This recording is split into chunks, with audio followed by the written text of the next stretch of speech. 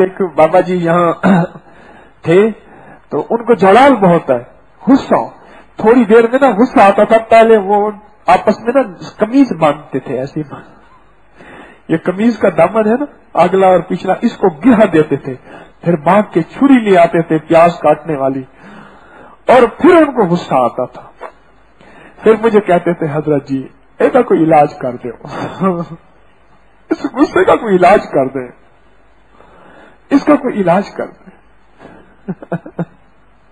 اس کا کوئی علاج کر دے۔ اس کا علاج تو 3 گھونٹ پانی ہے وضو کے، اس نیت سے پینا۔ اس کا علاج صرف ایک تسبیح پڑھنا ہر نماز کے بعد، والقاظمین الغیظ والعافین عن الناس۔ بلڈ پریشر کا بھی لاجواب علاج ہے، آخری درجے کا بلڈ پریشر ہو، ختم نہ ہو رہا ہو، اس کا بھی زبردست علاج ہے یہ آیت، والقاظمین الغیظ والعافین عن الناس۔ بس یہ چھوٹی سی آیت کمال کی، بلڈ پریشر، ٹینشن، انگزائٹی اور آخری غصہ، اس کا زبردست علاج ہے۔ ہر نماز کے بعد ایک تسبیح، ورنہ صبح شام ایک تسبیح۔